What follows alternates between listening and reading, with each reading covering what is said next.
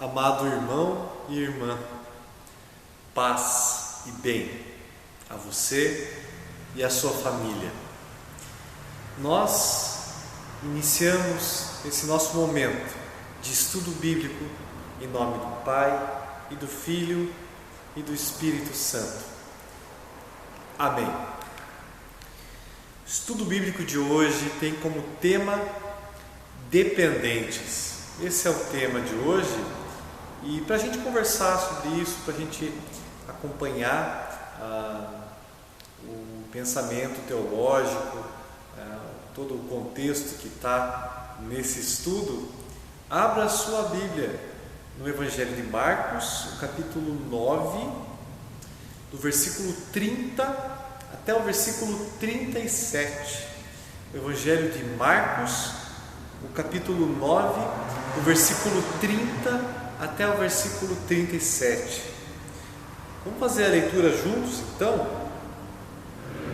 Está escrito assim: Jesus e os discípulos saíram daquele lugar e continuaram atravessando a Galileia. Jesus não queria que ninguém soubesse onde ele estava, porque estava ensinando os discípulos. Ele lhes dizia: o Filho do Homem será entregue nas mãos dos homens e eles vão matá-lo, mas 3 dias depois ele ressuscitará. Eles não entendiam o que Jesus dizia, mas tinham medo de perguntar. Jesus e os discípulos chegaram à cidade de Cafarnaum. Quando já estavam em casa, Jesus perguntou aos 12 discípulos: o que vocês estavam discutindo no caminho? Mas eles ficaram calados, porque no caminho tinham discutido sobre qual deles era o mais importante. Jesus sentou-se, chamou os 12 e lhes disse: se alguém quer ser o primeiro, deve ficar em último lugar e servir a todos. Aí segurou uma criança e a pôs no meio deles, e abraçando-a disse aos discípulos: aquele que, por ser meu seguidor, recebeu uma criança como esta, estará também me recebendo. E quem me receber, não recebe somente a mim, mas também aquele que me enviou. Até aqui o Evangelho do dia, palavra do Senhor. Então, gente boa, Jesus tinha acabado de expulsar o espírito mau de um menino. Aí, logo depois daquilo que aconteceu, de expulsar o espírito mau, vem a nossa leitura, vem o que aconteceu aqui. Então vamos juntos estudar e ouvir a palavra. Do versículo 30 até o versículo 32, eu quero pegar o versículo 30. Está escrito assim: Jesus e os discípulos saíram daquele lugar. Então, o lugar é onde Jesus tinha expulso o espírito mau, aquele menino que era mudo, e tinha ataques epiléticos, E continuaram atravessando a Galileia. Jesus não queria que ninguém soubesse onde ele estava, porque estava ensinando os discípulos. Ele lhes dizia: o Filho do Homem será entregue nas mãos dos homens e eles vão matá-lo, mas 3 dias depois ele ressuscitará. Eles não entendiam o que Jesus dizia, mas tinham medo de perguntar. Medo de perguntar é uma questão de culpa aqui, Não é porque Jesus era uma pessoa que não respondia as perguntas. Eles estavam com medo de perguntar porque estavam errados na atitude do que estavam fazendo. Medo, Medo porque fizeram algo errado. Aí versículo 33: Jesus e os discípulos chegaram à cidade de Cafarnaum. Cafarnaum a gente já conversou anteriormente, Mas Cafarnaum era uma cidade de comércio marítimo. Ela era proximamente ali tinha uma estrada comercial que levava a Damasco, Então tinha uma boa circulação de pessoas na cidade de Cafarnaum. Tinha também uma base militar do Império Romano e um posto para cobrar imposto. Então muitos cobradores de impostos moravam ou trabalhavam ali em Cafarnaum. Jesus chama ali o Mateus, um cobrador de imposto também, para ser o seu discípulo, e acaba escrevendo o Evangelho, o primeiro Evangelho que nós temos na nossa Bíblia. O Império Romano sugava os recursos, sugava a região, mão de obra das pessoas, sugava o suor delas. Ali também é um local de comércio pesqueiro e agrícola. Então Jesus chama os pescadores dessa cidade, além de chamar como discípulo, como eu falei, o cobrador de impostos Mateus.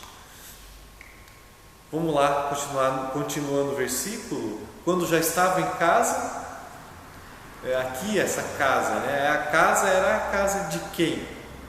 Não sei se você já pensou nisso ou já ouviu falar. De quem que era essa casa aqui em Cafarnaum, que Jesus ficava?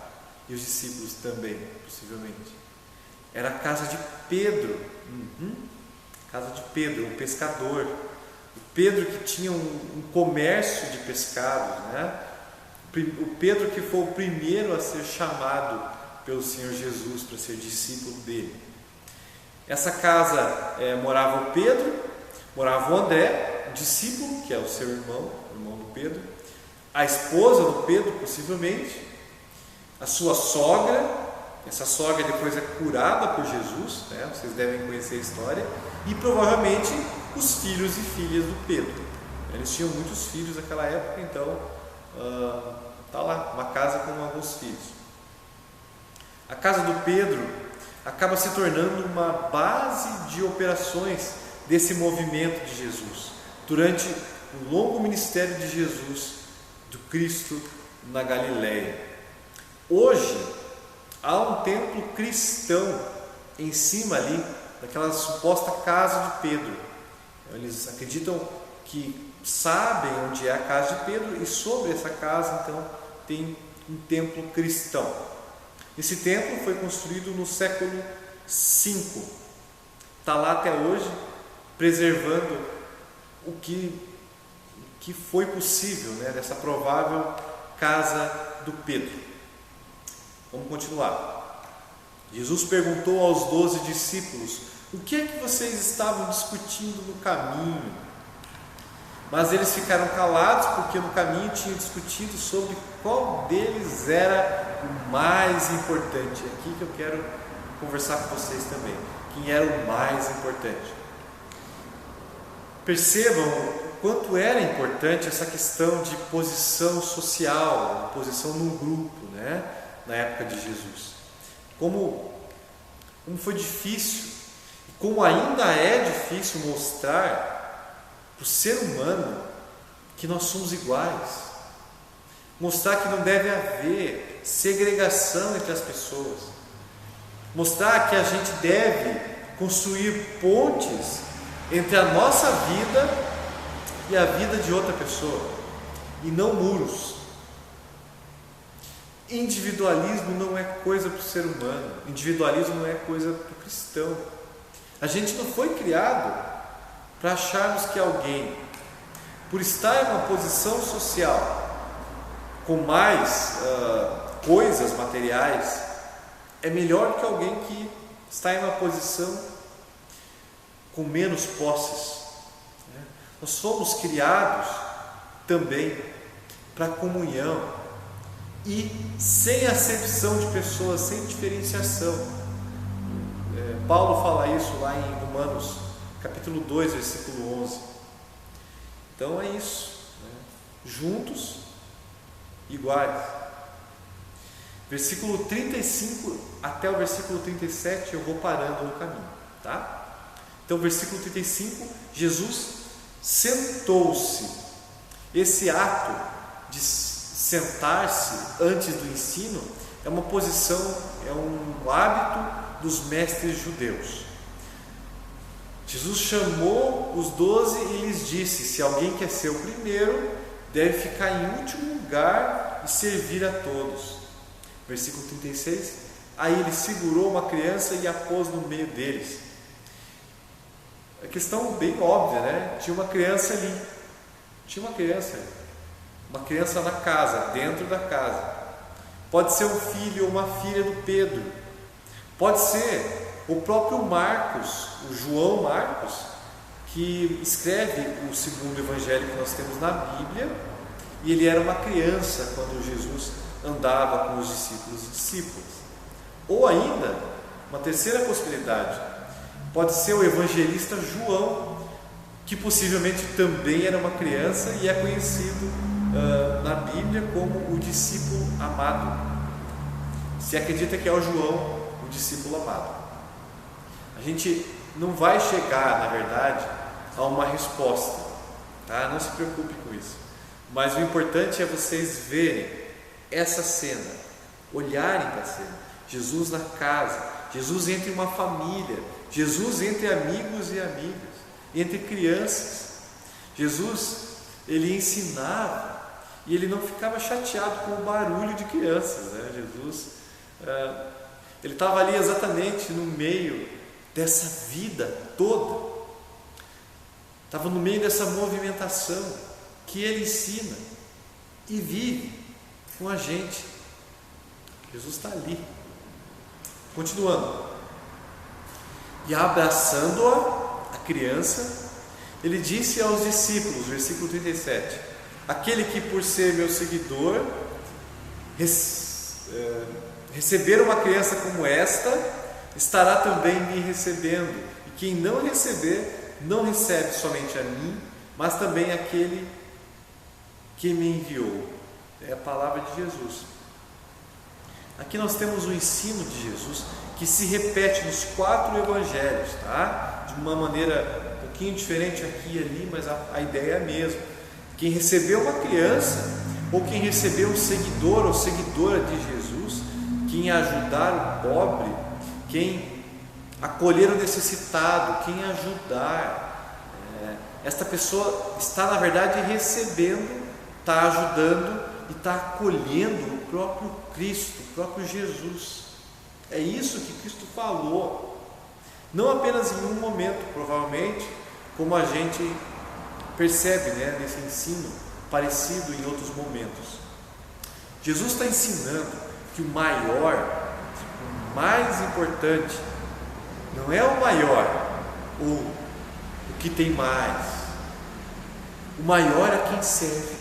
O maior é quem serve e quem é servido. O maior é quem se enxerga como uma criança no mundo e ajuda aqueles que são como crianças. São pessoas dependentes de Deus, dependentes de outras pessoas. Naquela época se falava dos estrangeiros, das viúvas, dos órfãos e dos pobres. Olha o que o irmão de Jesus, o Tiago, falou. Para Deus, o Pai, a religião pura e verdadeira é esta: ajudar os órfãos, as viúvas nas suas aflições e não se manchar com as coisas más desse mundo, órfãos e viúvas. Olha o que o Tiago fala. Essa é a prioridade do irmão de Jesus naquele período histórico. As pessoas mais dependentes de outras pessoas e de Deus naquela época eram essas. Mas vocês acham que é só o Tiago que fala para cuidar dos desamparados? Eu digo, não. Olha o conselho do Paulo para o jovem reverendo Timóteo: cuide das viúvas que não tenham ninguém para ajudá-las. Carta do Paulo ao Timóteo, primeira carta, capítulo 5, versículo 3. Paulo fala para cuidar dessas pessoas desamparadas. E se ainda assim alguém comentar que isso é coisa do Novo Testamento, então você pode abrir a sua Bíblia e ler para a pessoa que falou isso. O profeta Zacarias, lá no Antigo Testamento, está escrito desse jeito: não explorem as viúvas nem os órfãos, nem os estrangeiros que moram com vocês, nem os pobres, e não façam planos para prejudicar seus patrícios, pessoas da sua nacionalidade, né? Zacarias capítulo 7, versículo 10. Pode abrir na sua Bíblia e ler o que o Zacarias fala ali, o profeta, tá? Não explorar as pessoas, não deixar também que sejam exploradas, lutar pela justiça do desamparado, é o que Deus pede para nós. Felizes são aqueles que ajudam os pobres, pois o Senhor Deus os ajudará quando estiverem em dificuldades. O Senhor os protegerá, guardará a vida deles, lhes dará felicidade na terra prometida. Ele não os abandonará nas garras dos inimigos. Salmo 41, 1 e 2. Tá? Para concluir, então, vamos lembrando uma coisa importante, que a criança é apresentada na Bíblia, não é apresentada na Bíblia como um modelo de inocência, de pureza ou de perfeição moral, tá? Ao contrário dos discípulos e discípulas, a criança ela não tem nenhuma pretensão, mas ela se encontra numa situação de dependência. Criança lá muito mais precisava do adulto, tá? Da pessoa que cuida dela. Criança é dependente, precisa de alguém, do pai, da mãe, do responsável para sobreviver. A criança sabe que precisa de outras pessoas, e Jesus traz isso para o centro da conversa, coloca entre eles ali, entre aquelas pessoas, uma criança, coloca entre eles um dependente e fala: é assim que você vai ser recebido no reino, né? Nós somos dependentes de Deus, nós precisamos de Deus, assim como uma criança precisa de um responsável para viver. E é isso que Jesus ensina para a gente, que a gente saiba e se veja como dependentes do Pai, de Deus, e de uns dos outros. Eu preciso de você e você de mim, né? Diz um hino infantil, né? Eu preciso de você, você precisa de mim, nós precisamos de Cristo até o fim. E é isso. As crianças cantam, as crianças entendem isso, né? Dependemos de outras pessoas, dependemos de Deus, e sem Ele nós não vivemos. Ele cuida de nós, Ele cuida de nós através do seu cuidado especial e através de outras pessoas. Então, meu irmão e minha irmã, sirva, seja o cuidado da outra pessoa. Você vai sentir que é assim, importante para alguém, assim como Jesus se importa com você, assim como Jesus te ama. É o que eu tenho para te dizer hoje, é o que a palavra de Deus te diz hoje. Deus cuida, e assim Ele vai continuar. Glória a Deus por isso, hoje e sempre. Paz. Amém. Vamos juntos, querido irmão, querida irmã, vamos orar a oração da manhã. Ora comigo, fala com o teu coração, com o teu pensamento.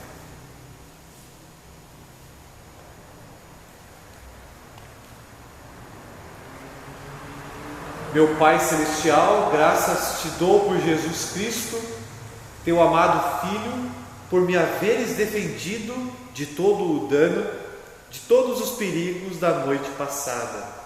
E peço-te que me preserves também nesse dia do pecado e de todo o mal, para que todas as minhas ações e a minha vida te agradem. Nas tuas mãos me entrego de corpo e alma, bem como todas as coisas.